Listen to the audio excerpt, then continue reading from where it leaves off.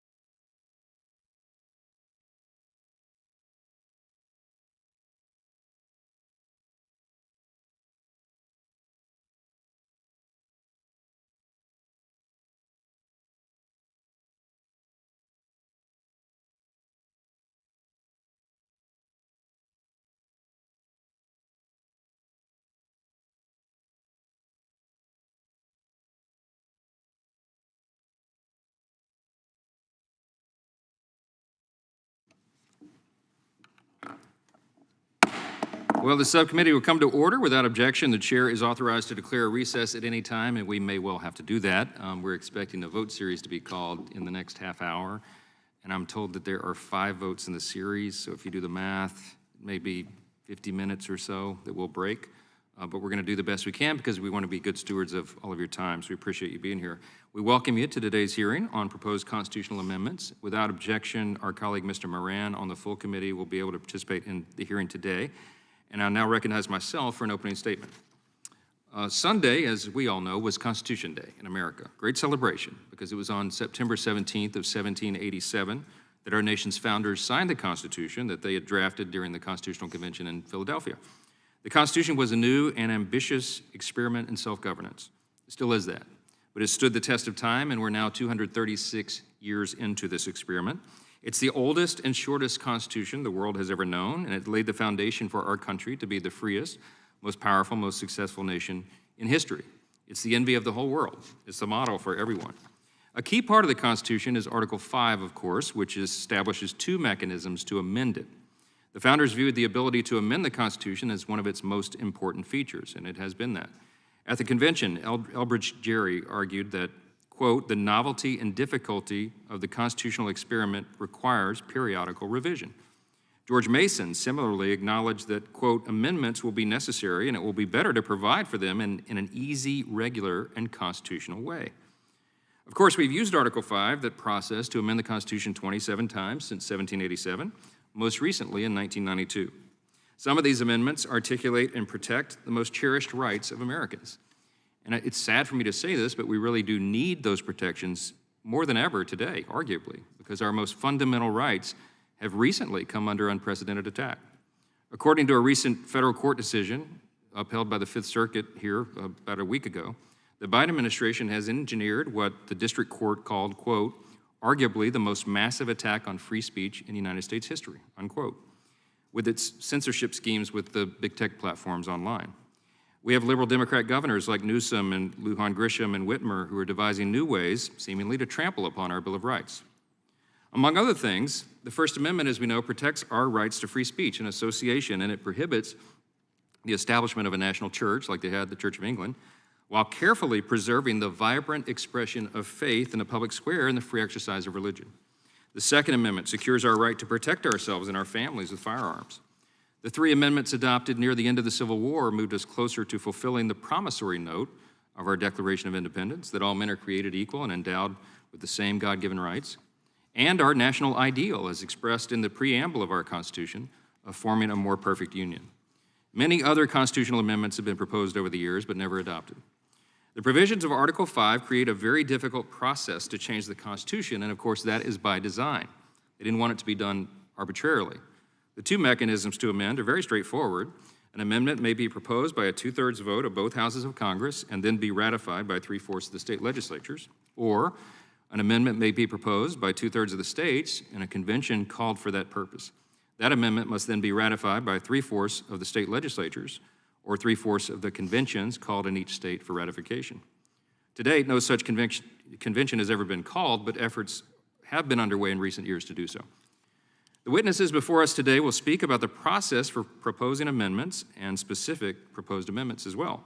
We'll hear about a proposed amendment introduced by Representative Ralph Norman to impose term limits on members of Congress. I'll say parenthetically, many of us here agree with that idea, and I have joined in legislation for years to urge that change. We'll also hear about the Balanced Budget Amendment, which would impose a measure of fiscal discipline that Congress has lacked in recent decades. I certainly agree with that very sensible idea as well. I thank our witnesses for appearing here today, and we look forward to the discussion on these important issues. I'll now recognize the ranking member, the gentlewoman from Pennsylvania, Ms. Scanlon, for her opening statement. Thank you, Chairman. And I thank our witnesses for sharing their expertise and views on Article 5 of the Constitution today. I look forward to an interesting conversation about the methods provided by the founders for revision of the Constitution, because, of course, in their wisdom, our founders recognized that neither our Constitution nor our Union were perfect at their inception, and it was important to provide for the continual improvement of both. Article 5 provides the means for revising the Constitution, but requires extraordinary action by Congress and the states in order to make changes to that foundational document and our national government. deliberately placing the process of amending it above the fray of day-to-day politics and factionalism. The ordinary and traditional process for amendment under Article 5 requires 2/3 of each House of Congress to pass an amendment and 3/4 of the states to ratify it. And that's what we've done in this country at critical moments in our history, to propose amendments, whether through the initial Bill of Rights, amendments expanding suffrage and civil rights, affirming the federal government's power of taxation, or clarifying the order of presidential succession. Our colleagues across the aisle have called this a hearing in order to highlight some amendments which they would like to make to the Constitution, but which have failed to gain traction over the years. I'll discuss them briefly in a moment. But the secondary and more troubling purpose of this hearing is to normalize the idea of a second constitutional convention, which is being actively promoted in some Republican circles.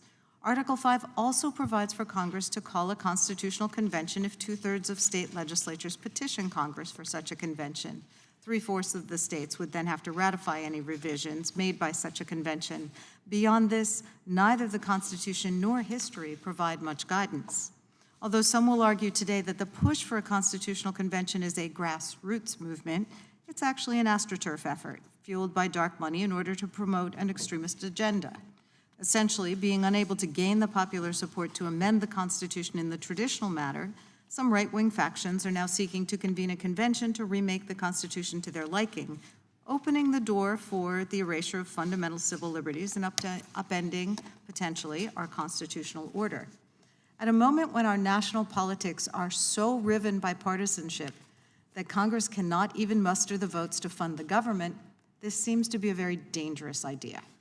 Convening a constitutional convention is uncharted territory that raises many questions.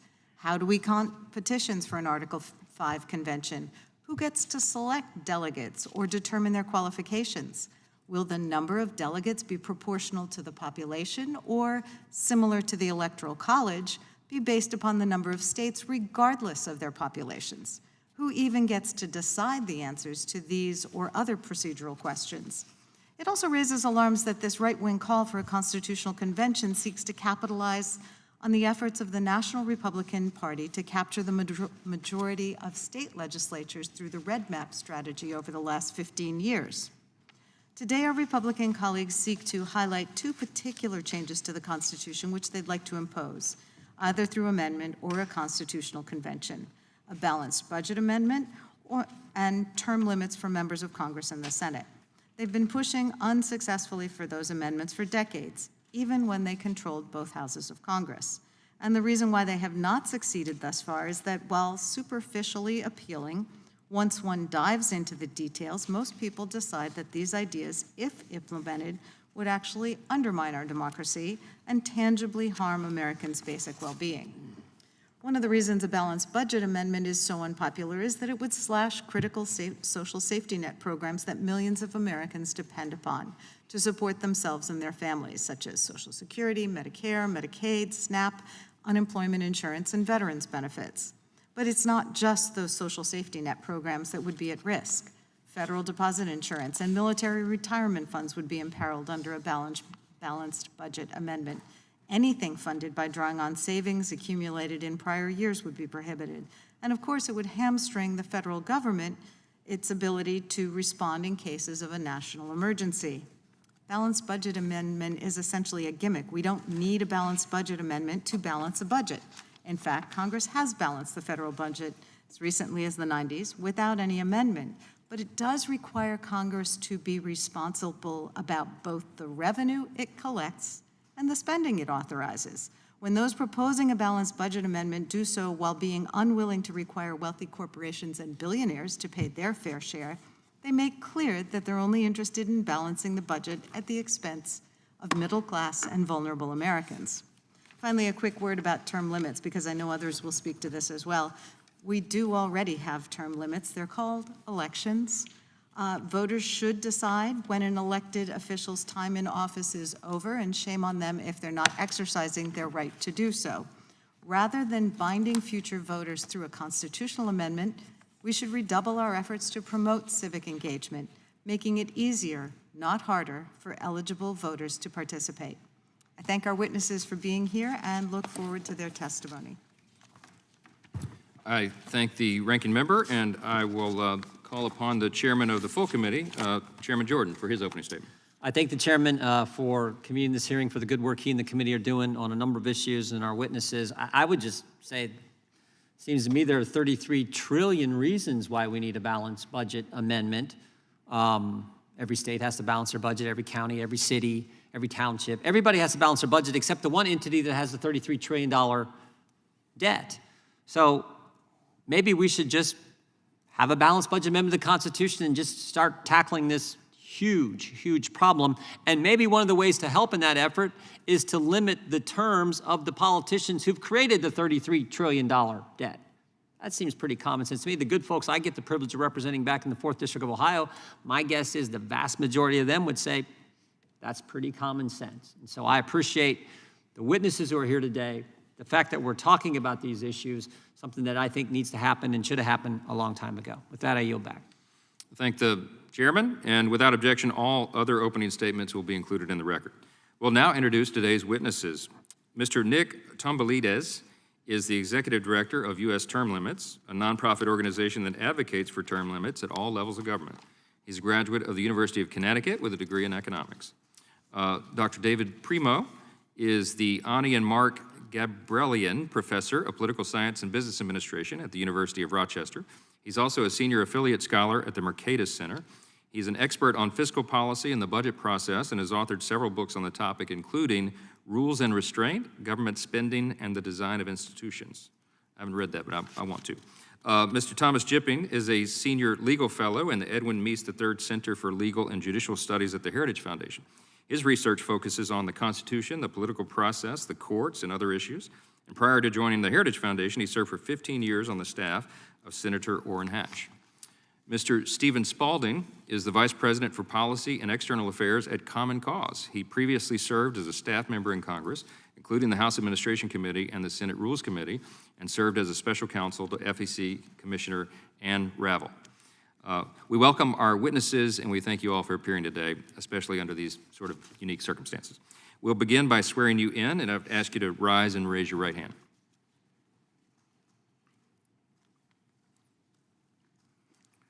Do you solemnly swear or affirm under penalty of perjury that the testimony that you're about to give is true and correct to the best of your knowledge, information, and belief, so help you God? Let the record reflect the witnesses have answered in the affirmative. So you know that your written statement is entered into the record in its entirety, and so because of that, we ask you to summarize your testimony in 5 minutes. You all have done this before, but the microphone in front of you has a clock and a series of lights. When the light turns yellow, you should begin to conclude your remarks. When it turns red, your time has expired. Mr. Tomboulides, we will begin with you.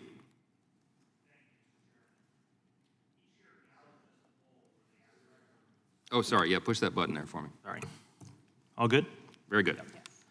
Thank you again. Each year, Gallup does a poll where they ask Americans how much confidence they have in 16 different social institutions. At the very top of the list is small businesses. 70% of Americans have confidence in those. The lowest rated group is the U.S. Congress. Only 8% of people trust Congress. It's also no shock, of course, that 83% of Americans support term limits. That includes huge majorities of Democrats, Republicans, and independent voters. So if 83% of us want term limits, why is it not yet the law of the land? Because the permanent political class thinks that the American people are wrong. They think we're unsophisticated. They think we're not smart enough to decide this issue. I couldn't disagree more. I think the American people can see exactly what is happening here. In the real world, we are surrounded by change, by progress, by evolution. Technology doubles every year. The only thing that never changes and never adapts is Congress. You probably saw the story about the two ancient frozen mummies. Mexico calls them space aliens. Here we call them senators. A third of our Senate is 70 or older, including several members who were born before or during World War II. And of course, because of the seniority system, the older you are, the more power you have. In the real world, when a powerful person is showing obvious mental decline, the people around them do what's best for that person. But Washington is not the real world. It's a fantasy world where you get ahead not by speaking the truth, but by groveling to those above you. If you fall in line and vote with leadership, you get to keep your seat for life. We're always told that members of Congress are hard at work protecting our democracy. protecting it from presidents, former presidents, the Supreme Court, and so on. One member of this committee even wrote a book about that. But in reality, there is nothing less democratic than a congressional election. Over the last 20 years, House incumbents have a 94% reelection rate. The Senate numbers aren't much better. Last year, 100% of senators were reelected. That doesn't happen because people are thrilled with their Congress members. Come on. It happens because the ruling elite have rigged the system in favor of incumbents. I'll give you an example. In just the last few months, I've received this stack of full-color mail brochures from my member of Congress. I assume everybody in the district got one. On the back, in fine print, it says, paid for by the taxpayers.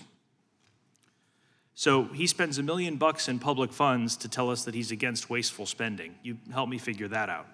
But the bottom line is he is campaigning on the taxpayer's dime. And if someone wanted to challenge him, they'd have to raise money the old-fashioned way from real donors. So you can see how the deck is stacked. Where does all the big money go? It flows to incumbents. Through the power of PACs, lobbyists, and special interests, incumbents raise roughly 10 times more money than their challengers. That's to say nothing of all the other advantages they hold, like free media, name recognition, and a staff of 20 people who are basically a government-funded campaign team. This very committee has held hearings where politicians have asked, is Mark Zuckerberg too powerful, or is Elon Musk too powerful? I think it's time we started asking, is Congress too powerful? Look what's happening to Google right now. When a private business uses its power to eliminate the competition, it's called a monopoly, it gets fined, and maybe even shut down. But when a member of Congress does the same thing, they get reelected. It's a double standard. So the game has been rigged, and as a result, only about 15% of congressional elections are actually competitive. Our most senior members run with phony opposition, similar to how Vladimir Putin and Xi Jinping managed to stay in power. Is it any surprise voter apathy is reaching record highs, and people are increasingly saying, I don't feel like my vote matters, I don't have faith in our elections, we need to fix this. A constitutional amendment for term limits is the only way forward. It will create open seats, lower the barriers to entry, and provide us with a citizen legislature as our founders intended. It has to be a 6-year limit in the House and a 12-year limit in the Senate, because that is what the American people, your employers, demand. Fortunately, 112 members of the House have already signed a pledge to support this specific term limits amendment and nothing longer. If the bill gets amended to a longer limit, voting for it would be breaking that pledge. I believe this upcoming vote on term limits will be a defining moment for our country. The ball is in your court. You get to decide how history will remember you. Will you be remembered as the rich men north of Richmond, as the punchline to every joke, as the people with an 8% approval rating that nobody can stand? Or will you be remembered as the modern-day George Washington? When Washington had the opportunity to become a king, he said no, because he believed in this country and he trusted in its people. He knew there was a time to step aside and let new leaders emerge. For our generation, now is that time. Thank you, and I'm happy to answer any questions. Thank you, Ms. Chamblides. And Professor Primo, you may begin next. Chairman Johnson, Ranking Member Scanlon, and members of the subcommittee, thank you for inviting me to discuss the urgent need for a constitutional amendment that restrains the federal budget. My three-part message today is this. First, the federal budget outlook is grim and threatens the economic future of the United States. Second, Congress is constitutionally incapable of tying its own hands, making it difficult for legislators to implement durable changes to the federal budget. Third, a constitutional amendment restraining the budget, if well designed, would provide the foundation for credible and sustainable fiscal policy. Now, my first point is going to take us back in time to 2011. When I first testified on this subject back then, the nation's fiscal problems were receiving significant attention from Congress, the White House, credit rating agencies, and the American public. Regrettably, the window of opportunity for reform shut before meaningful changes occurred. The result? Federal debt held by the public when I testified in 2011 was $9.7 trillion, about 60% of GDP at the time. Today, that debt held by the public stands at $26.2 trillion and is basically equal to the size of our economy. The debt storm budget experts like me have been predicting is here, and it's going to intensify. The Congressional Budget Office projects that debt levels might reach 181% of GDP in 30 years if Congress fails to act. Unchecked debt growth is going to have enormous consequences on the economy, interest payments on the debt, and ultimately, it's going to produce a fiscal crisis. The current fiscal path is unsustainable and threatens the well-being of Americans, especially those in future generations. To get on a stable fiscal path and stay there, Congress needs to act quickly and credibly. So why hasn't it? Well, that takes me to my second point. Congress is its own worst enemy when it comes to fiscal policy. Congressional re-election motivations make it tempting for lawmakers to leave difficult decisions about programs like Medicare for tomorrow. Politically, it seems there's never a good time to deal with the budget crisis. Now, even if the political hurdles facing budget reform are overcome, and that's a big if, Congress faces yet another problem. Specifically, Article 1, Section 5 of the U.S. Constitution, which reads, in part, each House may determine the rules of its proceedings. The reality is, Congress cannot write a contract that binds itself to a future course of action. This is true with respect to both substantive reforms, like reforms to Medicare, and process reforms, such as changes to budget rules. What Congress does today, a future Congress can undo tomorrow. And my third and final point, I propose a solution to this quandary, a well-designed amendment to the U.S. Constitution. Such an amendment would place permanent, truly enforceable limits on Congress's ability to tax and spend. And in doing so, it would create an environment under which the question for members would no longer be whether to fix the nation's problems, but how to do so. So what should an amendment look like? In my remaining time, I'll sketch 3 broad principles for budget rule design. First, the amendment should account for the economic ups and downs that we observe by setting spending limits or targets based on a multi-year period of economic performance, thereby accounting for fluctuations that we'll see naturally over time in the economy. This smoothing approach has been adopted to much success in countries like Germany and Switzerland. Second, the amendment should be flexible enough to account for major disruptions like a war or a pandemic, and at the same time should be stringent enough to prevent end runs around its provisions. A large supermajority voting threshold for emergency waivers would go a long way in that regard, ensuring that funding for true emergencies would still be available. For instance, the CARES Act, which passed in the early days of the pandemic, a time of true emergency, would have been enacted even if a constitutional amendment were in force at the time. Third, concerns about U.S. Supreme Court involvement in enforcing the amendment should be addressed by limiting remedies and clarifying which parties have standing. The one thing we don't want to do, reject the entire enterprise of a constitutional budget rule, as some skeptics have done, based on critiques of specific proposals. In closing, the United States is in precarious fiscal health, necessitating the serious step of amending the U.S. Constitution. To be clear, the amendment process is fraught with political and procedural challenges, but a well-designed constitutional amendment will help the country achieve credible and sustainable budget reform. While successes in budgeting have occurred on occasion, these successes have almost always been short-lived. A constitutional amendment can help make future budget agreements durable and reduce political uncertainty. In the absence of a constitutional amendment, I fear it will take a fiscal crisis before Congress acts. Nobody wants that. Thank you again for inviting me to testify, and I look forward to your questions. Thank you, Professor Primo. Mr. Spalding, I'll ask you to go next. Y'all are probably aware the buzzer means we have votes. They've started. We have 20 minutes to get there, so we'll squeeze these 2 in, if that's okay with everybody, and then we'll race, break, and we'll come back. So, Mr. Spalding, go ahead. Thank you, Mr. Chairman, Ranking Member Scanlon, distinguished members of the committee. Thank you for the opportunity to testify this afternoon. Our Constitution has endured for 234 years, not because it is perfect, but because it is a constant work in progress. Despite its famous first 3 words, we the people, the Constitution long excluded the people who make up the backbone of our nation, including people brought here in chains and counted as 3/5 of a person in the very charter that promised the blessings of liberty. Yet through the hard work of our fellow Americans, our Constitution has expanded freedom, equality, and made our union more perfect, but there is a long way to go. Pursuant to Article 5, the Constitution has been amended 27 times in our history, and each time, Congress has sent proposed amendments to the states after they passed both houses by 2/3. This process gives certainty and stability to our system. The alternative way would require Congress to convene a constitutional convention if 2/3 of the state petition it to do so. There are at least 3 reasons why convening a constitutional convention is unsound. First, even if it is purportedly called to address a single issue, there are no rules to limit the scope of a convention to protect us from big permanent changes to our constitutional rights that could set our country back.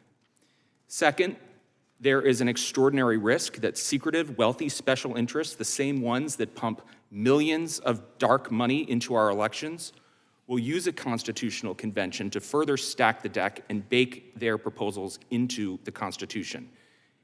Third, it puts at grave risk the rights and freedoms that are enshrined in our founding charter. Harvard Law professor Larry Tribe said such a convention would mean, quote, putting the whole Constitution up for grabs, unquote. The late Justice Antonin Scalia said, quote, he certainly would not want a constitutional convention. Whoa, who knows what would come out of it, unquote. Article 5 provides no rules for how a convention would work. Who sets the rules? Who enforces the rules? Can it be limited to a single subject? How would the delegates be chosen? Will the convention be one person, one vote, sort of like the House, or one state, one vote, sort of like the Senate? Could the convention, or I should say 2 votes in the Senate, but equal representation of the states in the Senate? Could the convention require a supermajority to propose amendments? And if each state gets 1 vote, should it still require delegates who represent a majority of the population to support an amendment that gets proposed? The point is there are no settled answers to these questions, and now is not the time to experiment with the Constitution. A convention would undoubtedly attract intense lobbying efforts from special interest groups and powerful people who want to shape the outcome. The influence of unlimited big special interest money and political pressure on the convention's delegates would lead to amendments that serve narrow interests rather than the common good. An intense lobbying effort is already underway to open the Constitution up. One group, the American Legislative Exchange Council, or ALEC, has been particularly active in this effort. And although ALEC is organized as a charity, it is underwritten by major corporations and brings corporate lobbyists and state legislators together to write model laws that are then disseminated throughout the country in state houses. ALEC and other big money groups have been working hard to pursue an effort to convene a convention with the goal of writing a balanced budget amendment into the Constitution. If this is added, it would harm the economy, force cuts to key programs that protect our health and safety, and destabilize our ability to respond to crises like armed conflict or the next pandemic. Most proponents of a balanced budget amendment assert that 28 states have called for that convention, leaving them 6 short of the necessary 34 that they need. Considering the times we live in with the government on the brink of a shutdown, trust in government is at near record lows. And while a constitutional convention is a route that the Constitution authorizes, there are deep disagreements over how a convention would work, who would write the rules, how those rules would be enforced, and how the convention could be manipulated by those special interests I mentioned who have already shown a willingness to stack the deck against the people. And when the stakes are as high as they are at this moment, too many people would question the legitimacy of whatever came out of that convention, which would invite chaos. We all want things to improve in our country, and the Constitution is not without its imperfections. Its enduring strength lies in its ability to adapt and evolve through a carefully structured amendment process. But at a time of unlimited money in politics and extreme gerrymandering, using this untested, risky process is the wrong way to make those improvements. The responsible path is to follow that of those who came before us that worked for the 27 amendments added to the Constitution. Thank you, and I look forward to your questions. Thank you, Mr. Spalding. Mr. Jipping, you may begin. Thank you, Mr. Chairman. Push that button for me, yeah. Thank you, Mr. Chairman. President George Washington first published his farewell address to the American people 227 years ago today, September 19, 1796, in the Philadelphia Daily American Advertiser. He explained that the Constitution can be changed only by, quote, an explicit and authentic act of the whole people, unquote. That act, defined as in Article 5 of the Constitution, is ratification by the 3/4 of the states of a proposed amendment in the manner Congress has specified and within a deadline that Congress has set. Under Article 5, amendments may be proposed by two-thirds of Congress or by a convention called by Congress upon application of two-thirds of the states. Each of the 33 proposed amendments in American history has come from Congress. The states have ratified 27. 4 proposed without a ratification deadline are pending before the states, and 2, the 1972 Equal Rights Amendment and the 1978 District of Columbia Voting Rights Amendment, expired when their deadlines passed with insufficient state support. Congress has 3 powers in the constitutional amendment process: proposing amendments, setting the mode of ratification, and, according to the Supreme Court in Dillon versus Gloss, imposing a ratification deadline. Congress proposes an amendment by passing a joint resolution with 2 parts: a proposing clause containing procedural rules, such as the mode of ratification and any ratification deadline, and the text of the proposed amendment. Congress has proposed 10 amendments with a ratification deadline, placing it in the joint resolution's proposing clause of 5 and in the proposed amendment's text for the rest. The validity of a ratification deadline depends on Congress's authority to set one, not on where Congress chooses to put it. The Biden administration's Justice Department agrees. Last year, it defended the Archivist of the United States against a lawsuit by Illinois and Nevada trying to force him to certify the 1972 ERA as the 28th Amendment. The Justice Department's brief in Illinois versus Ferriero noted that, quote, members of Congress did not ascribe any substantive difference to the 2 types of deadlines, unquote, and that substantial historical practice supports Congress's authority to decide where to place a ratification deadline. Turning to the alternative way to propose amendments, in the 1787 convention that produced the Constitution, the framers sought to give the states a way to initiate amendments before, by compromise, they gave that power to Congress. An Article 5 convention is an interstate convention, what the Justice Department's Office of Legal Counsel has described as a, quote, servant of the legislatures, end quote, rather than an independent body. Its powers, therefore, are defined by the states expressed through their applications for a convention. In deciding whether it must call an Article 5 convention, Congress must be guided by the fact that the framers did not want Congress to interfere in the convention process. A February 1993 House Judiciary Committee report reviewed many of the questions that Congress must consider in that light, including whether convention applications that specify a particular subject may be counted with those that do not, whether applications that specify different subjects may be counted together, whether applications must be worded identically or be relatively contemporaneous, and whether states may rescind or withdraw an application before the 2/3 threshold is reached. Current campaigns for an Article 5 convention appear to be taking steps to minimize conflicts over these issues. The Convention of States, for example, advocates that states pass an identical application limited to proposing amendments that would impose federal or fiscal restraints on the federal government, limit the power and jurisdiction of the federal government, and limit the terms of office for its officials and for members of Congress. I have included with my written statement a new legal memorandum published by the Heritage Foundation last Friday that discusses many of the issues that I've touched on today in the context of the 1972 ERA. Thank you again for the opportunity to testify today, and I look forward to answering your questions. Thank you, Mr. Jipping, and all of you. Votes have been called on the floor, so the subcommittee will stand in recess until immediately after votes. Appreciate your patience.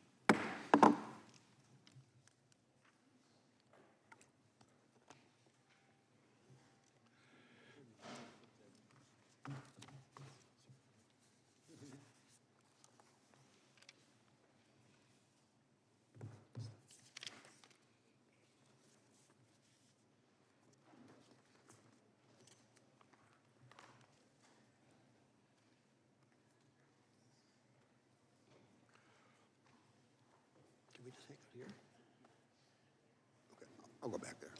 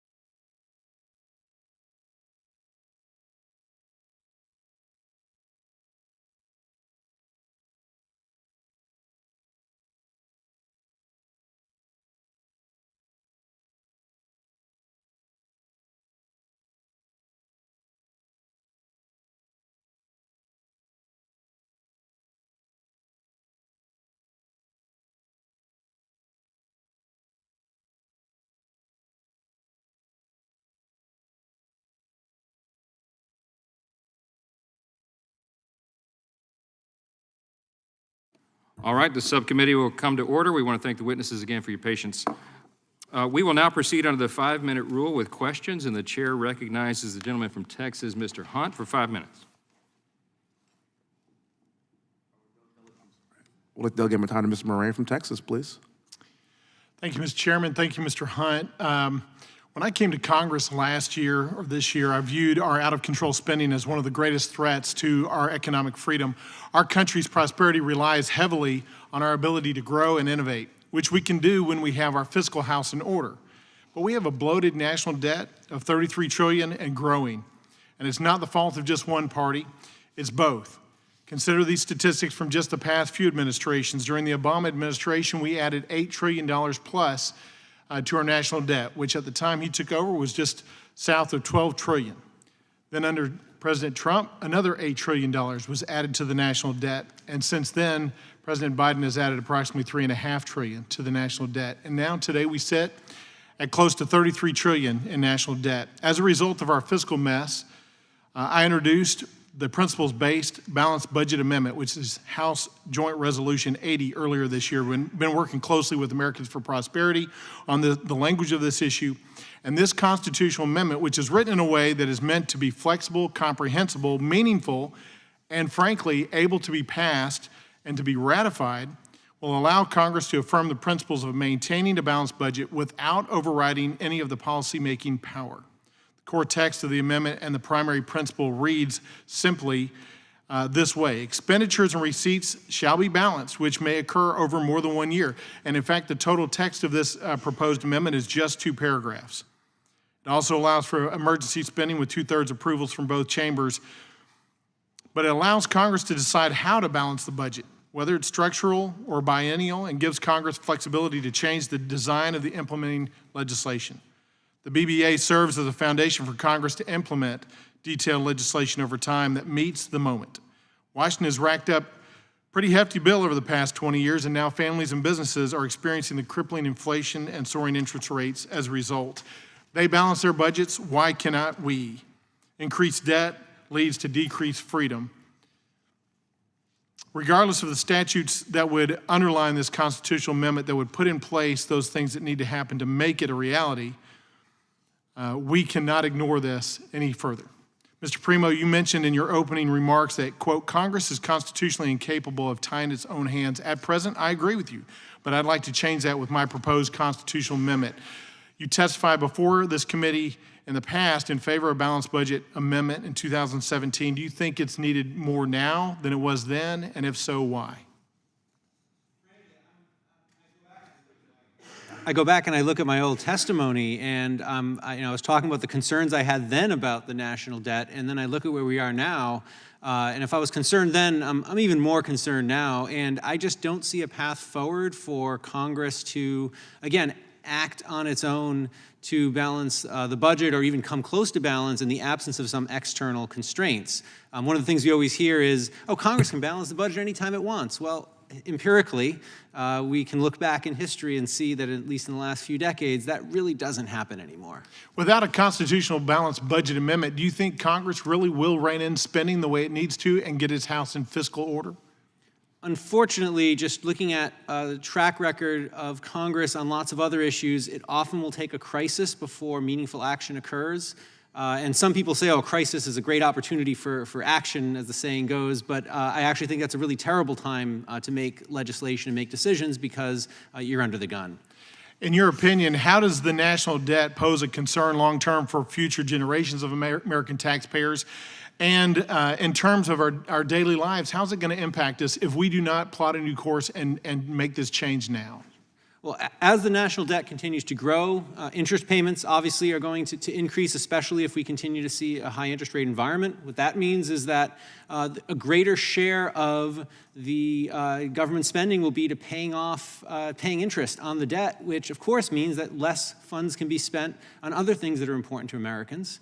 In addition to that, eventually we're going to start to see an effect of the national debt and economic growth, and of course, low growth is a huge problem for societies because it means that we won't have the level of prosperity we could otherwise have as a country. Many programs, such as Medicare and Social Security, are captivating a whole lot of our annual spending. Do you think that these important programs should be considered when we are balancing our budget each year? I just don't see a way to not tackle the entire budget if the goal is to have long-term fiscal responsibility.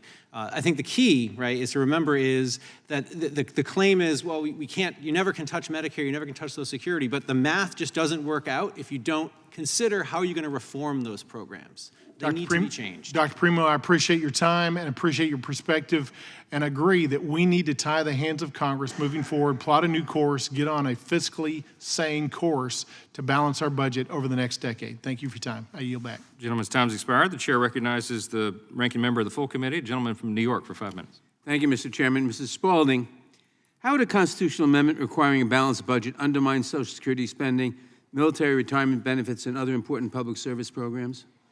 Thank you, Mr. Nadler.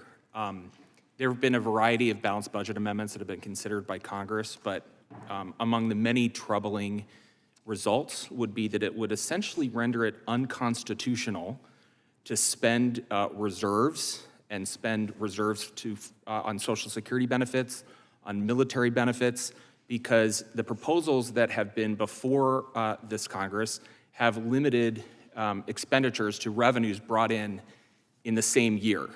And that would require significant and severe changes to Social Security and a whole host of other programs that ensure security. And it's a bad idea. Isn't Social Security premised on the idea of prepaying? Precisely. So when you are going to limit expenditures only to revenues that have come in that year, the way Social Security is set up, it would require cuts to Social Security. But that's not the only challenge with a balanced budget amendment. What it's doing is putting fiscal policy into the Constitution. It would put Congress in a straitjacket. It would make it exceedingly difficult to respond to economic crises, to recessions, to armed conflict, to a pandemic, as I mentioned earlier.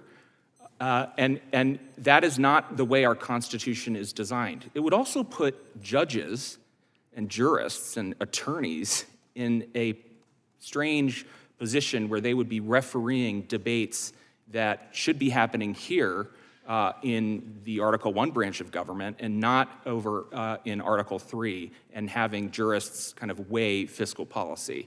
So for a whole host of reasons, the Constitution is not the appropriate place to be debating fiscal policy. Thank you. Mr. Spaulding, do the states or the Congress have the authority to mandate limits on the scope of an Article V convention, such as limiting discussion to a single subject or amendment?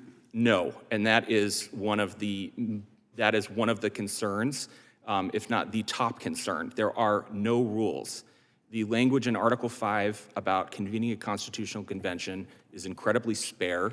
It just says Congress convenes a convention. And there's a whole host of questions that I included in my written testimony that I touched on at the oral portion of the testimony, but there are no rules, there are no answers. That's why jurists from across the ideological spectrum have expressed serious concern about how a convention would work. But to answer your question, ultimately, there is no enforceable way to ensure that the convention only considers a single subject. Thank you, Mr. Spaulding. Last month, a far-right group, Convention of States, organized a so-called simulation of an Article V convention. The mock convention resulted in, among other things, the adoption of a limitation on Congress' power to regulate interstate commerce, which would negatively impact numerous areas of public policy, including the continued viability of federal civil rights laws like the Civil Rights Act of 1964 and other laws that prohibit discrimination and public accommodations. In your view, would an Article V convention be more likely to threaten or to protect Americans' individual and civil rights? Well, the Convention of States and the organization that has been pushing this amendment and has been getting a number of states to call for this convention is calling for a radical rewrite of the Commerce Clause to do exactly what you are talking about, to significantly and severely undermine civil rights laws, laws that protect workers, laws that protect our environment, laws that protect our health and safety and security. So I think it is a significant major risk, given that that is one of their top priorities, is a significant rewrite of the Commerce Clause. Would you say that the rewrite or limitation of the Commerce Clause would take us back a long way toward the Articles of Confederation? I think it would take us way back, who knows how far back, but in ways that we have settled this question. But it is extremely dangerous. And if you look at the whole host of things that came out of their mock convention, that was among their top priority. They also would posit that a simple majority of states could rescind any act of Congress, the president, or a federal agency. And there's a whole host of other provisions that they are pushing for a convention that, again, has no rules.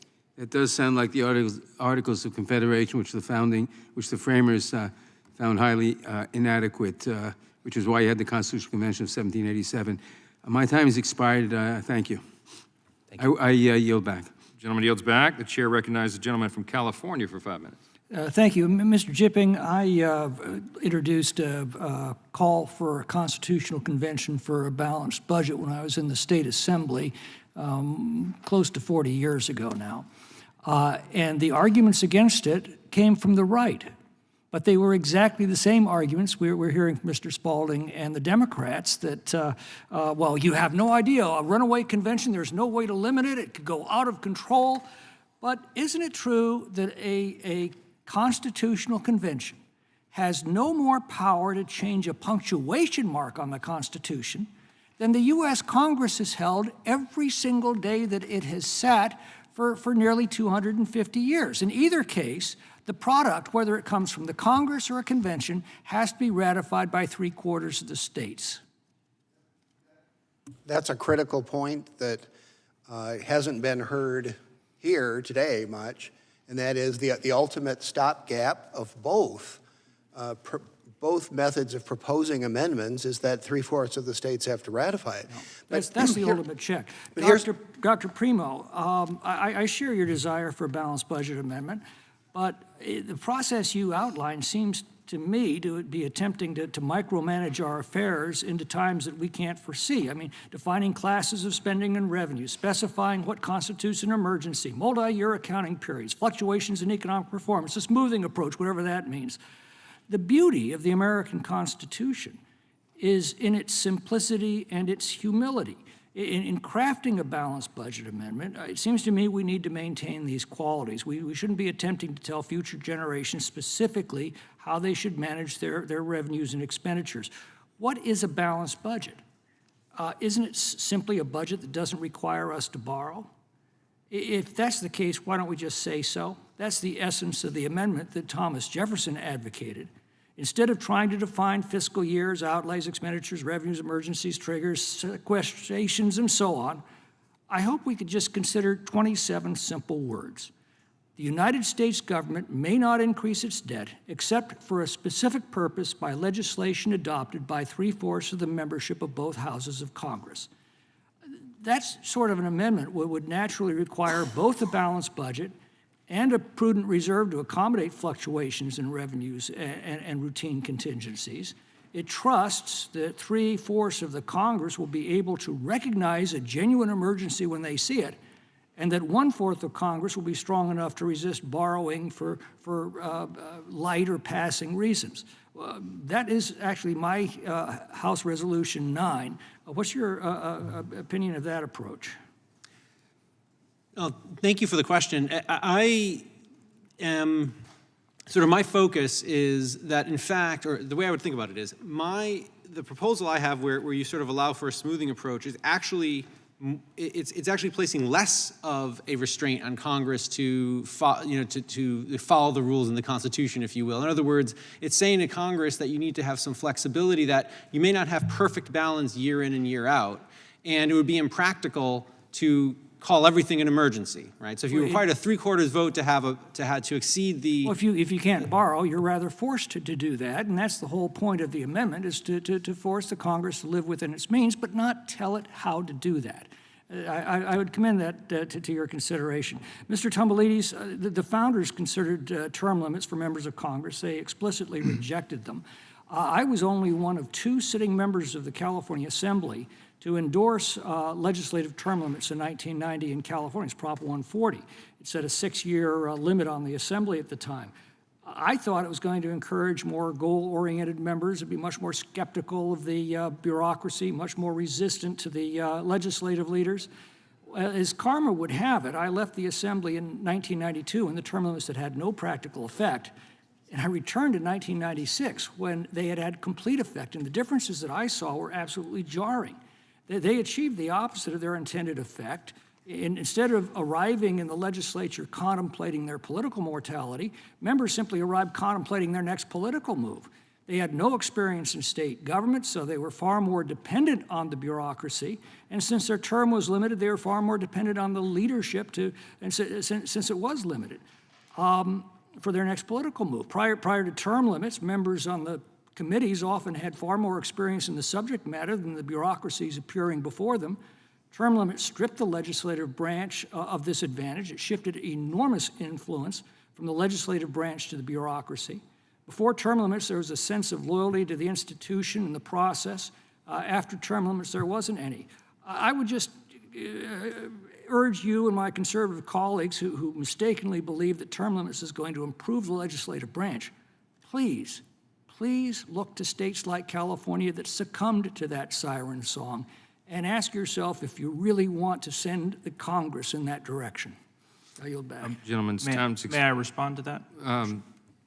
Go ahead. Yeah, we'll let you respond. Yeah, so you mentioned the framers of the Constitution. They were actually quite divided about whether we needed term limits for Congress or not. They rejected them. Not all of them. Benjamin Franklin No, supported but them. the majority of them rejected it for very good reasons. Among them, according to Madison, That may be true, but that someone approaching a term limit would become far more interested in their self-interest rather than in the nation's interest. That's just human nature. when Thomas Jefferson... Let me interrupt because we're gonna have votes called again soon, and I don't want to leave anybody hanging. We'll get back to that. Sure. The chair now recognizes the gentlelady from Vermont for 5 minutes. Thank you, Mr. Chair. It seems to me that a lot of the momentum behind the efforts to hold an Article 5 convention is based in extreme frustration with our current system, and I certainly understand that frustration with the democratic process and worries that our priorities often are not in the right place. And, I would just mention I'm extremely frustrated that we're on the brink of yet another government shutdown because of the demands of a minority faction in Congress. And so we know that the blow everything up option doesn't work, and it often hurts regular Americans the most. And I fear that an Article 5 convention is uncharted and, in fact, dangerous territory. And Mr. Spaulding, can you explain the worst case scenario for an Article 5 convention? The worst case scenario is that it completely puts all of our cherished constitutional rights and civil rights completely up for grabs, and special corporate interests, the same corporate interests that are backing this effort right now through the American Legislative Exchange Council and others, would choose the delegates, would write the rules, could even rewrite the ratification rules. We've heard about how it would take 38 states to ratify whatever comes out of this convention. That is not, the last time there was a constitutional convention, the ratification rules in 1787 were rewritten in such a way. So that is, for me, not a safe backstop. You don't start a fire and hope that the fire department's gonna come and put it out, that the 38 states are gonna reject them. That could be rewritten. So you have special interests putting our civil rights up for grabs and completely tilting the favor, tilting our founding charter even more in their favor and making those changes permanent. And that's my concern as well. The Constitution, as you well know, is a bulwark to preserve important rights and liberties, and especially for folks on the margin. If you think about the attacks on the LGBTQ plus community right now across this country, would something like same-sex marriage be at risk? Would it continue to be protected under the 14th Amendment? Can we guarantee that if we were to hold a convention of the states? Absolutely not. I think all of those cherished rights, marriage equality, the right to marry the person that you love, climate justice, racial justice, all of these rights and freedoms that we are pursuing and that we hold dear that would all be up for grabs. Those constitutional rights would be at risk of a major rewrite. And the people that are backing Yeah, tell me more about that. folks Let's just some that lay it are out there. pushing some of these amendments are quite hostile to the freedoms that have been expanding throughout our history. And that is one of the goals, is to constrain those freedoms. And if you explore sort of where some of that money is coming from, some of the interests that are backing these proposals, it's dangerous. It's why 240 groups have signed a statement opposing an Article 5 convention, because it would, as Professor Tribe said, put our Constitution up for grabs. Do you think it's fair to say that an Article 5 convention has the potential to follow unrepresentative processes and could result in some very undemocratic outcomes? Absolutely.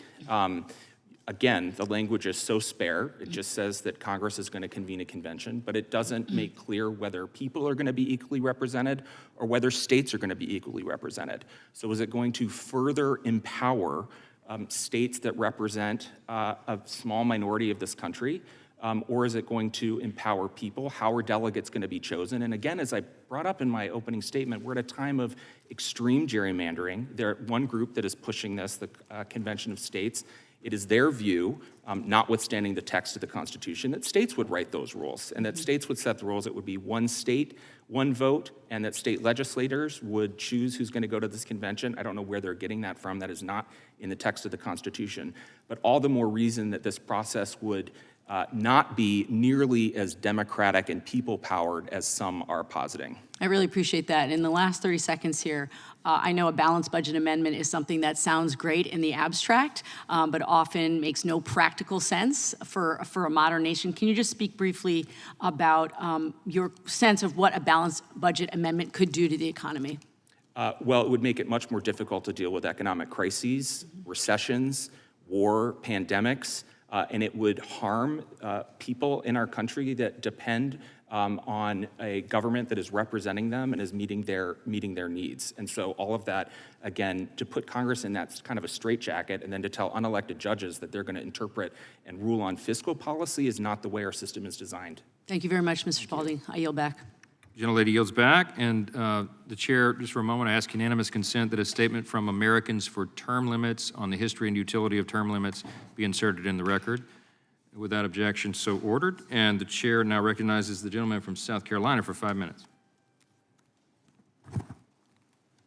Thank you, Mr. Chairman, for having this hearing today. Thank you for our witnesses for being here. When I was in the South Carolina General Assembly, I supported a joint resolution calling for an Article 5 Convention of States. This was just last year. It passed this resolution and became the 19th state in the country calling for that Convention of States. Mr. Jimpy, can you briefly describe the steps for amending the Constitution under Article 5? Either Congress or the convention you referred to can propose an amendment by a 2/3 margin.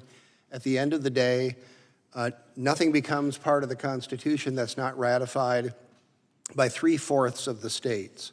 So the logic that says you should not allow an Article 5 convention to exist because of the theoretical possibility that it could propose something untoward would say you shouldn't allow Congress to propose any amendments because Congress could propose something that was untoward. The fact is, the Constitution belongs to the American people. They alone. This is why I started my opening statement with President Washington's farewell address.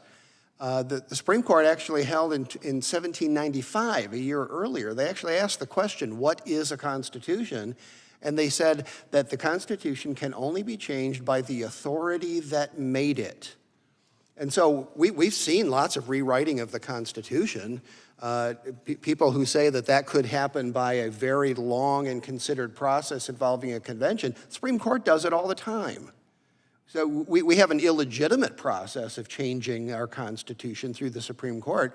I worked for Senator Orrin Hatch. One of his predecessors as a senator from Utah was on the Supreme Court, George Sutherland. He wrote, there's a difference between amendment and an amendment in the guise of interpretation. Right, so if you look at this, there's been thousands of amendments proposed to the Constitution, and a handful of them have been adopted. That's right. About over 12,000 joint resolutions have been introduced in Congress to propose constitutional amendments. Congress has proposed 33. Right, and so to the point, I hear the sky is falling from the other gentleman earlier, like that we're going to somehow go backwards in some way. But to me, the only thing that could be proposed and ratified are things that are extremely popular with the American public, like a balanced budget amendment, like term limits. These are the types of things that could rally the people to do that. Would you agree with that? Absolutely. The sky is not falling. If we had a dime for every time that was the argument against a particular position, the national debt would be lower than what it is. I think that nothing comes into the Constitution except 3/4 of the states ratify it. I don't know what the scenario is that would get 3/4 of the states to ratify some of the sky is falling proposals that have been suggested here. I agree with you. Professor Primo, can you talk to me, or how many states currently require a balanced budget? Basically, every state requires a balanced budget.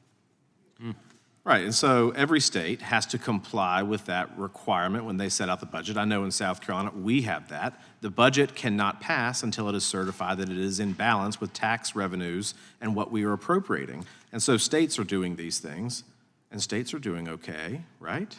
So to borrow that logic, I mean, how would that benefit the country? You talked about this with Mr. Moran earlier, but how would that benefit the country to have this on the federal level? What it does, there's a couple things it does. First, it sets the stage for how budget negotiations will proceed. It sets a framework for how Congress has to act with regard to spending. One of the things we've heard is that, well, Congress won't be able to respond to emergencies if a balanced budget amendment were to pass. But that's simply not the case. We saw the Congress come together at the beginning of the pandemic and pass the CARES Act with nearly unanimously. Basically. So when you have true emergencies, the Congress comes together. But in situations where you have pieces of legislation that add trillions of dollars to the debt, as we saw a couple of years ago under conditions that weren't really an emergency if we take that term seriously, those bills wouldn't have passed under the constitutional amendment. It seems to me that's exactly the kind of discipline Congress needs. Yeah, but would it surprise you to know that in South Carolina that the budget is passed every year almost unanimously with both parties agreeing? That would surprise me, I'll be honest. So, I mean, section by section you go through, but at the end, it is completely bipartisan. Last question, if a balanced budget amendment were to go into effect, how long do you think it would take to truly tackle the national deficit? I think the optimal approach is to have a glide path to a balanced budget where you give Congress at least a decade, maybe even a little more, to really bring the budget into balance, because you can't go from sort of a piggy bank that just seems limitless to all of a sudden saying, now we're going to have a balanced budget the next year, because that would lead to economic dislocation. That would cause many of the same economic harms that the current debt levels have the potential to cause. So glide path to balance, and then a smoothing approach once you actually get into balance. Thank you, Mr. Chairman. I yield. Gentleman yields back, and Chair now recognizes the gentleman from Tennessee for 5 minutes. Thank you, Mr. Chair. I've had an amendment for some years. This year, it's House Joint Res 77, that proposes an amendment limiting the pardon power of the president. When introduced it in the previous Congress, some might have thought that it was aimed at Donald Trump. And indeed, his actions did inspire it. But it's good for the goose, it's good for the gander. And I introduced it again this year, and so it would be effective with President Biden. One of the things it does is it makes clear the pardon power really hasn't worked as it should for several reasons. But this particular provision would say the president shall not have the power to grant pardons or reprieves to him or herself, number one. Number two, to any member of their family up to the 3rd degree or a spouse thereof, any current or former member of the president's administration, any person who worked on the president's presidential campaign as a paid employee, any person or entity for an offense that was motivated by direct and significant personal or pecuniary interest of any of the foregoing persons, or any person or entity for an offense that was at the direction or the coordination with the president. So this would affect would have affected Mr. Trump, it would affect Mr. Biden now, and who knows who it might affect after that. But it affects everybody. In my opinion, the president does not have the power now to pardon him or herself, but they shouldn't. The pardon power, that would put one person absolutely above the law. And I don't think they should be able to pardon any member of their family, whether it's their brother, whether it's their son, whether it's their daughter. That should be prohibited. It's just too inside baseball. And with pardoning people that are part of your administration or people in your campaign, again, it's almost like pardoning yourself because they're your representatives. And we saw Trump, of course, pardon Manafort and what's the guy with the hats? Roger Stone and several others. Taking care of people and trying to keep them quiet. Mr. Spalding, what do you think about limiting the pardon power in these ways or any other ways? Would certainly, Mr. Cohen, be interested in reviewing the language, given the breadth and scope of the pardon power. No question that we were on the brink. We saw abuse of the pardon power, but for all the examples you just gave about close associates of the former president, his recent interview just over the weekend, continuing to dangle this concept of a self-pardon merits serious consideration. And I think outside of the constitutional amendment process, there is pending legislation, the Protecting Our Democracy Act, which would also ensure more transparency into the pardon process and would ensure that you have the information that you need as a member of Congress to provide effective oversight and to further understand how the pardon power is being used or abused. I think Mr. Flynn was pardoned too, if I remember correctly. Flynn, Stone, Manafort. Who are some of the others I might have forgotten? There was. There were a number. I won't opine off the top of my head, but as he was out the door, a number of pardons. Anybody else in including the for panel major remember donors. any of the people that Trump pardoned that were kind of part of his team? Want to offer anything? No? Is it Tam Balutis? Close enough. I'm sorry. I listened to your testimony, and you said some member of Congress, I think you said it was a member of Congress, put out these pamphlets, Right. and you said he spent $1 million. I'd like to have his MRA. Who was that member of Congress that you said spent $1 million? Well, that was my estimate based on the size of our district and the number of mailers that were sent out, but that was my Congressman Bill Posey who did that. But it's a practice that's all too common here in Congress, and it's a way that incumbents When are was able Bill to Posey a member of Congress? I'm sorry, sir? Is Bill Posey a member of Congress now? Yes, correct. He's a member of Congress from Florida. He's a freshman? No. Well, he's like DeSantis. He hadn't done anything yet. Some of the Florida congressmen, you don't know they're on the committee until they run for governor. Then you find out they're on the committee. $1 million is much more than anybody could have in their MRA to spend that money. They'd have to have like no staff, because you pay your staff out of that, your transportation, your travel, et cetera. You're exaggerating. Well, it's a series of mailers that have been sent to my house for years and years and years, sir, so I was referring to the aggregate spending on that. Thank you. Yeah. Mr. Spalding, what about pardoning members of a president's family, whether it's Hunter Biden or whether it's whoever, the daughter that had the Chinese patents or copyrights? I think that would be an abuse of the pardon power. Yeah, it should be limited.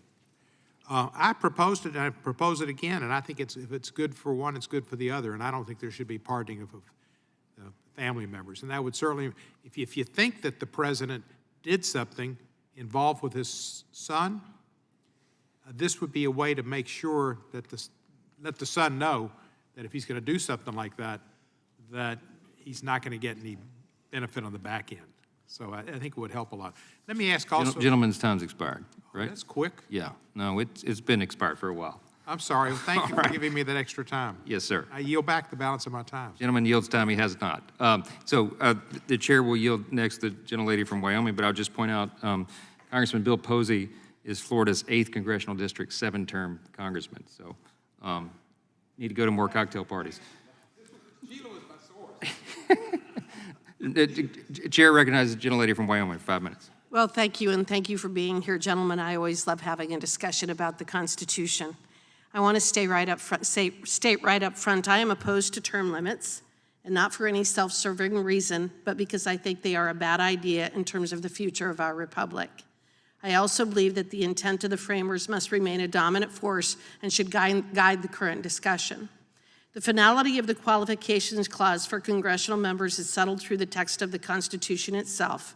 They debated term limits, and some of the framers even supported them in the Articles of Confederation, but after the debate, they were dropped.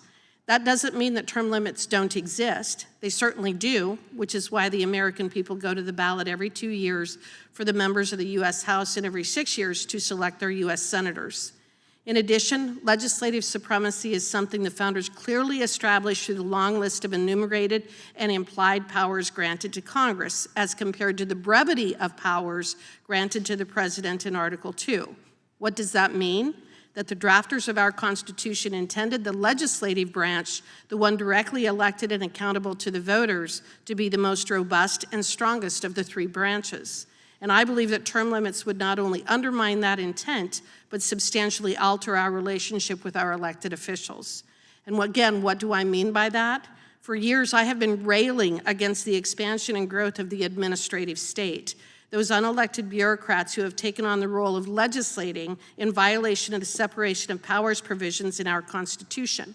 The annual regulatory burden in this country is $2.1 trillion. That is the cost of the rules and regulations and guidance documents issued by agencies such as the USDA, EPA, Corps of Engineers, U.S. Fish and Wildlife Service, U.S. Forest Service, et cetera, et cetera. Yet of all of these agencies, all of them are totally unaccountable to the American people. I believe we need to strengthen the legislative branch, not weaken it. Yet that is ultimately what will happen if we have term limits. I ran on a platform of empowering the people over the bureaucracy, which means that it is our legislative branch that needs to reclaim its rightful place of making the law. Term limits on Congress will not solve the problem that you have identified.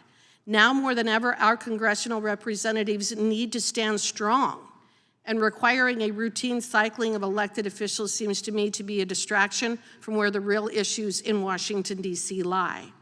While I am opposed to any kind of an amendment for term limits, I appreciate my colleague from South Carolina's focus on the need for reform in this broken town.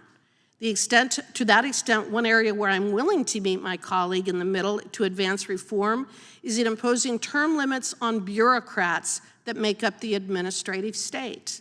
Those bureaucrats who are nearly impossible to remove and are encouraged to become career officials through benefits such as pensions are in D.C. for generations and have never been approved or voted on by the American people.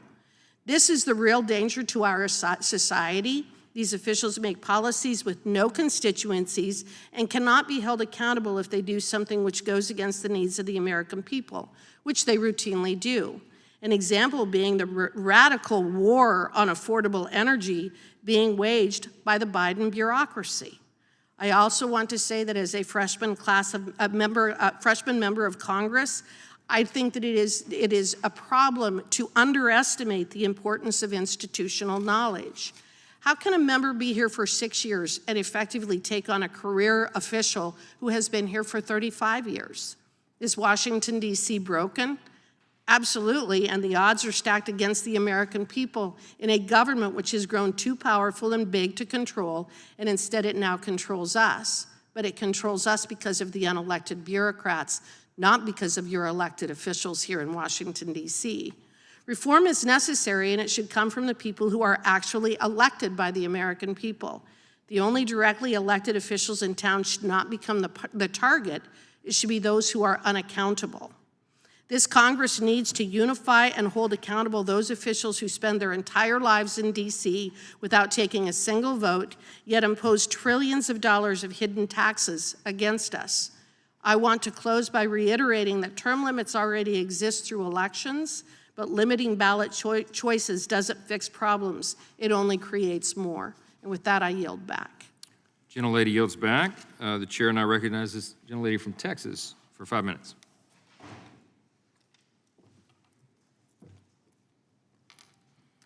Let me thank the witnesses for their presence here today and for the hearing that we have had.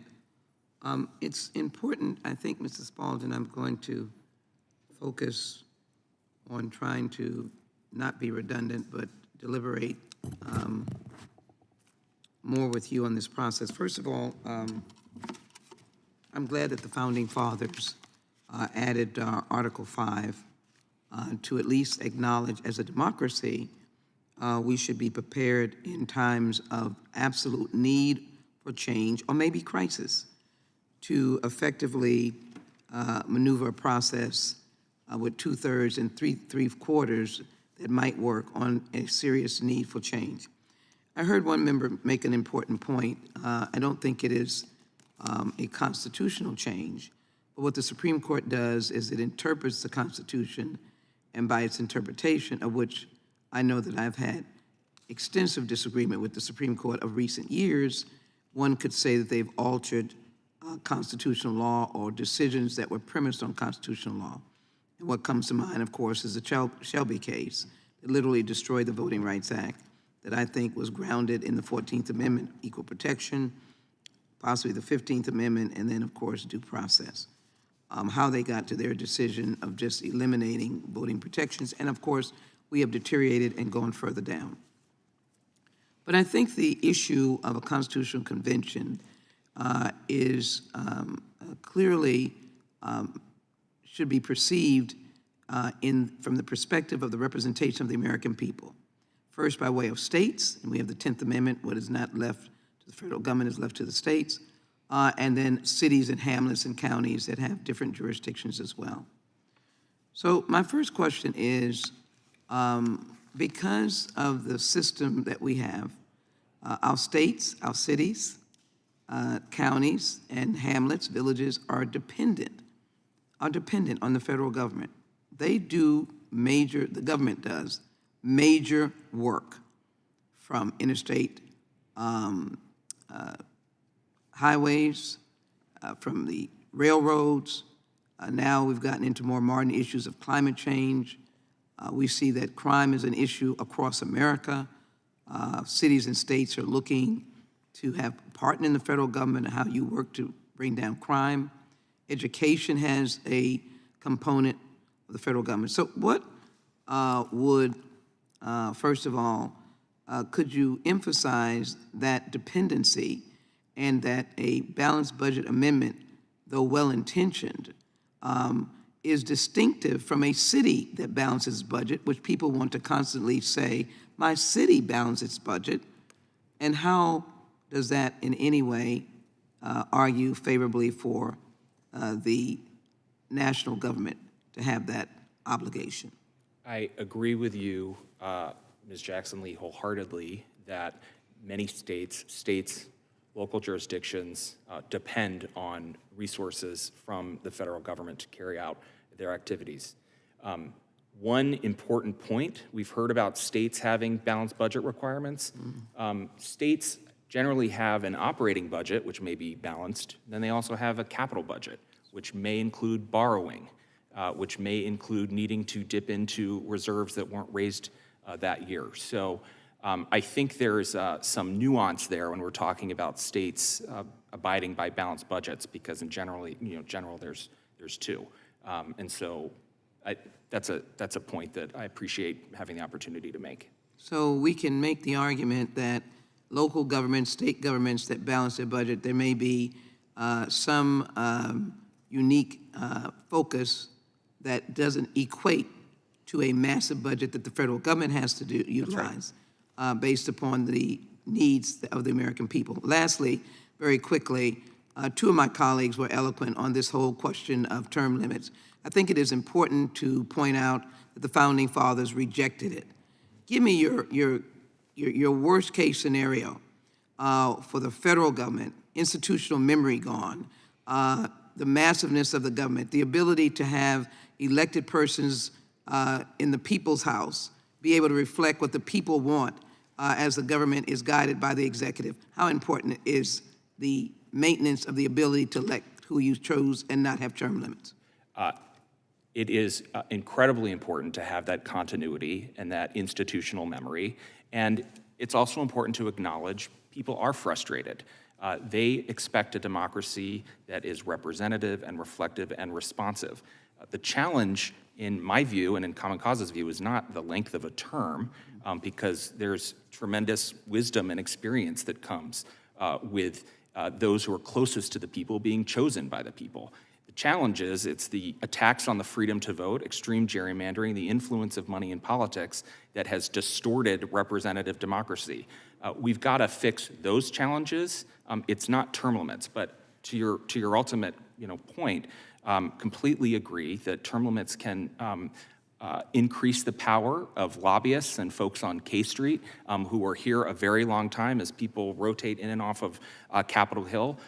It undermines accountability because members who aren't facing re-election may take other votes potentially, but ultimately I think it undermines the freedom to vote and ultimately the people to choose who they would like to represent them in the halls of the legislature.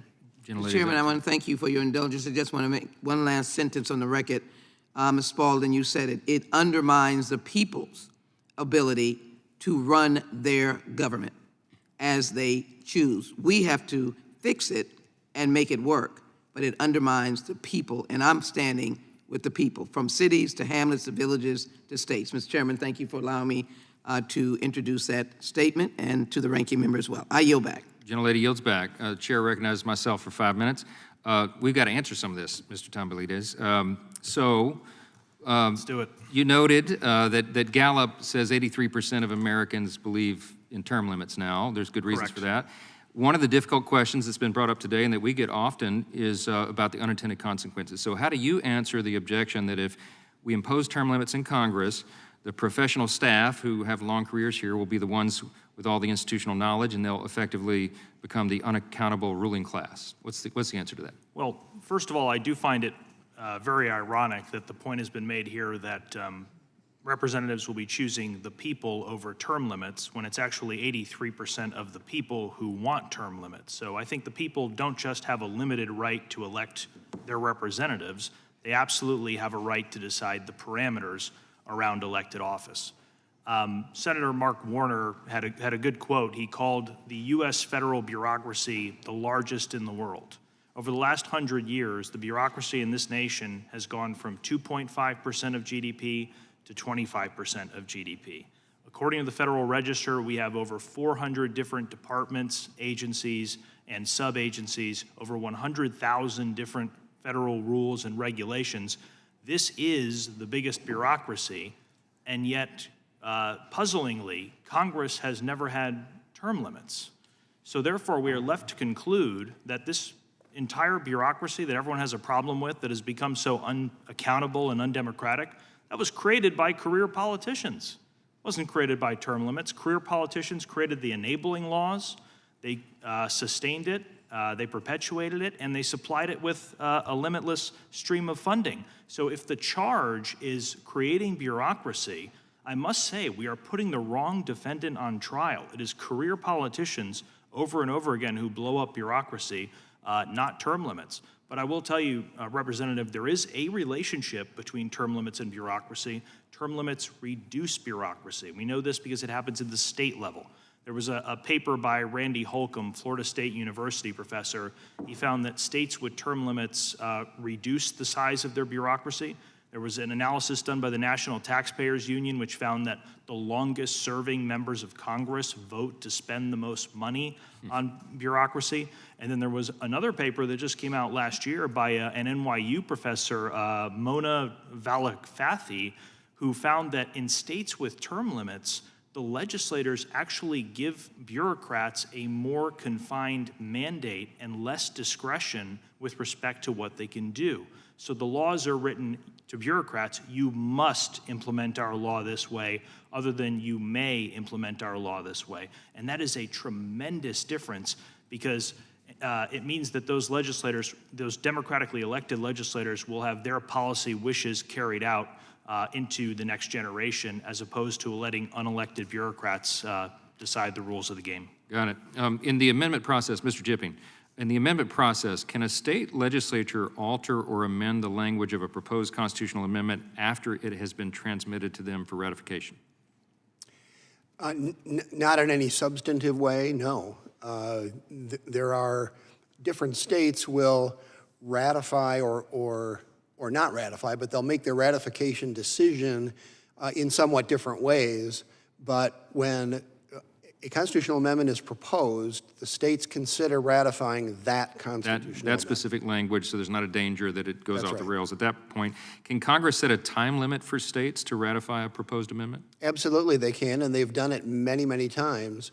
As I said, the validity or whether a time limit is valid and binding, that depends on Congress's authority, not whether Congress puts it here or here on the page of a joint resolution. They've done both. States have ratified both. And certainly Congress throughout history, from Representative Martha Griffiths in 1972 would not have put that ratification deadline in the joint resolutions proposing clause, saying that doing so would increase support for the amendment if it wasn't valid. As the ERA. That's right. Yeah.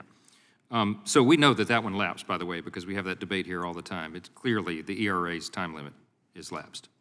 It died more than 40 years ago. Everyone knew that it died. Everyone knew that the deadline was valid. 1986, Gloria Steinem was on Oprah Winfrey, and an audience member asked her what was the status of the ERA. She said, it ran out of time, it has to start over and go through the process again. I don't find myself in agreement with Gloria Steinem about many things, but she was right. All right. Unfortunately, I'm out of time. So I will now recognize the ranking member of the subcommittee, Ms. Scanlon, for 5 minutes. Thank you. So as we've explored these issues around amending or revising the Constitution pursuant to either process authorized by Article 5, we've had some interesting conversations which expose just how complicated issues of constitutional change can be and why we should proceed with caution, I think. I've been heartened to find areas of agreement with some of our colleagues across the aisle, including on issues of term limits and balanced budget amendments. And I was interested in your observation, Mr. Spaulding, that the influx of dark money in politics is probably more corrosive to our democracy than the absence of term limits. I would agree with that. So here we are, we've just returned from the House floor where yet again an attempt to fund the government, a core constitutional duty for Congress, has been thwarted by an extremist anti-government minority. Not even a majority, a minority. So I'm listening with trepidation to these suggestions that we should impose additional burdens, whether a balanced budget amendment or some kind of supermajority requirement on our budgetary process when we can't even seem to get it done right now with what we have. I understand many people are frustrated by the difficulty and pace of confirming constitutional amendments. Mr. Cohen mentioned his amendment, which would limit the ability of a president to pardon him or herself. I've been waiting my entire adult life for final acknowledgement, enrollment, or resurrection of the Equal Rights Amendment, depending on what side of that debate you want to come down on.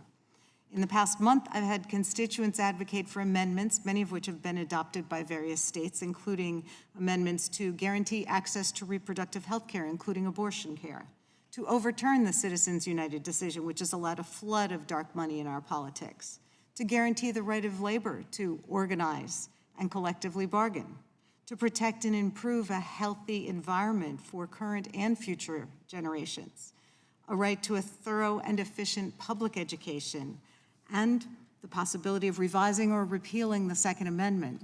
So these are all ideas that have merit and deserve congressional consideration. Recently, former Senator Russ Feingold and constitutional scholar Peter Prindiville published an interesting analysis of the purpose and history of Article 5. It's entitled "The Constitution in Jeopardy," probably too long to enter in the record. But it examines many of these open questions and the pitfalls in the current Article 5 and suggests that maybe we should consider streamlining or somehow managing this process so that we could have a more fluid constitutional amendment process without denigrating the really touchstone that the Constitution is supposed to be, keeping it above the fray of ordinary politics and factionalism. Mr. Spalding, do you have anything to comment on that idea? Thank you, Ranking Member Scanlon. It's a terrific book, and I highly recommend it as well. And I think it grapples with all of the unanswered questions that we've been talking about today, all of the risks that a constitutional convention would put our civil rights and civil liberties up for grab. I mean, we're living at a time right now where there's a fever among some states to ban books and directly attack the First Amendment. So would that be, you know, issue A at a constitutional convention? One of the proposals that Senator Feingold and Mr. Prindiville have in that book is to have, in this very room, have Congress explore an amendment to Article 5 that would answer some of these questions, but would proceed through the stable, transparent route that we've followed 27 times before, that would allow open debate, that would allow us to explore answers to those questions. And I think it's a provocative and interesting proposal that does merit review. But what's most important is it both preserves and empowers people, but it also recognizes the important stability that is provided by congressional review. Okay, thank you. I would seek unanimous consent to include the following items in the record. First is an article written by former Senator Russ Feingold, now president of the American Constitution Society, titled "Warning: A Convention of States is Practicing to Rewrite the Constitution," published in The Nation, July 14, 2023. Without objection. A September 2022 New York Times article entitled "A Second Constitutional Convention, Some Republicans Want to Force One." Without objection. An extensive piece by Professor David Super of Georgetown University Law Center, dated October 2021, titled "A Dangerous Adventure, No Safeguards Would Protect Basic Liberties from an Article 5 Convention." Without objection. An article from the Center on Budget and Policy Priorities, 5 Reasons to Reject Any Constitutional Balanced Budget Amendment. Without objection. An article from the Center for American Progress entitled "Tax Cuts Are Primarily Responsible for the Increasing Debt Ratio." Without objection. 2 more. An article from the Center on Budget and Policy Priorities entitled "Constitutional Balanced Budget Amendment Poses Serious Risks." Without objection. And a Washington Post article dated September 16, 2023, entitled "What Term Limits for Congress Would Actually Do to Senate and House." Without objection. Thank you. And seeing my time has expired, I would yield back. Gentlelady yields back, and this will conclude today's hearing, and we want to sincerely thank our witnesses again for appearing today and for your flexibility and your patience. It means a lot to us. Without objection, all members will have 5 legislative days to submit additional written questions for the witnesses or additional materials for the record, and given that big load there, I'll probably have to do that to balance the record. Without objection, the hearing is adjourned. Thank you.